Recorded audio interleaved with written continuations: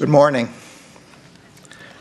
Like so many of you, I have closely watched the events in Minnesota. Although the state's prosecution was successful, I know that nothing can fill the void that the loved ones of George Floyd have felt since his death. My heart goes out to them and to all those who have experienced similar loss. I know such wounds have deep roots, and that too many communities have experienced those wounds firsthand. Yesterday's verdict in the state criminal trial does not address potentially systemic policing issues in Minneapolis. Today, I am announcing that the Justice Department has opened a civil investigation to determine whether the Minneapolis Police Department engages in a pattern or practice of unconstitutional or unlawful policing. This effort will be staffed by experienced attorneys and other personnel from the Justice Department's Civil Rights Division and the U.S. Attorney's Office for the District of Minnesota.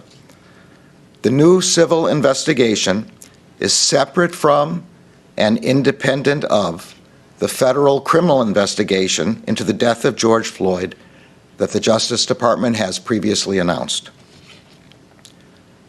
Congress gave the department the authority to conduct civil pattern or practice investigations, which look beyond individual incidents to assess systemic failures.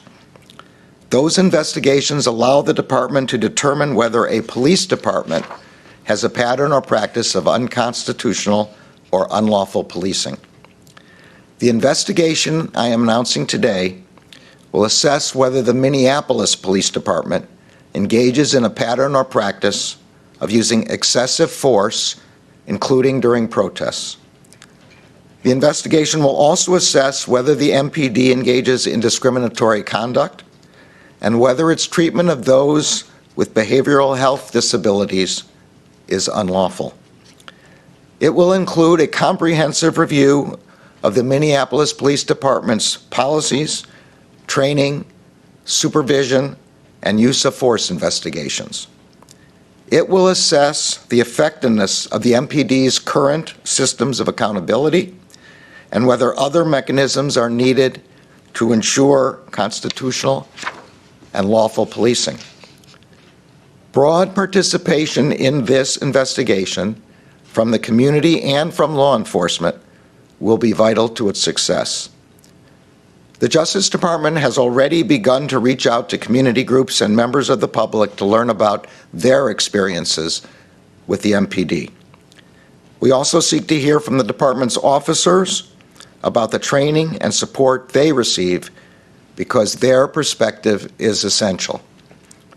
All these voices will help provide investigators the information they need to conduct a comprehensive assessment. All these voices will be critical to the reform efforts that will follow if the investigation determines the existence of constitutional or statutory violations.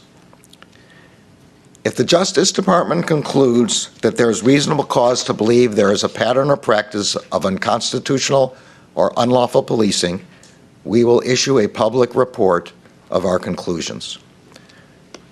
The Justice Department also has the authority to bring a civil lawsuit asking a federal court to provide injunctive relief that orders the MPD to change its policies and practices to avoid further violations.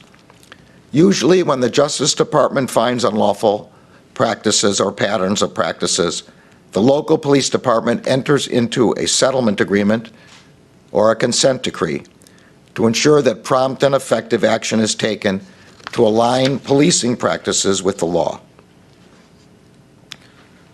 Most of our nation's law enforcement officers do their difficult jobs honorably and lawfully.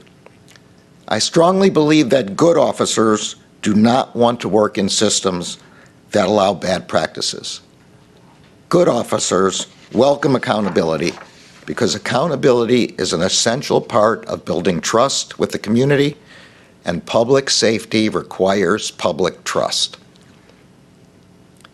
I have been involved in the legal system in one way or another for most of my adult life. I know that justice is sometimes slow sometimes elusive, and sometimes never comes. The Department of Justice will be unwavering in its pursuit of equal justice under law. The challenges we face are deeply woven into our history. They did not arise today or last year.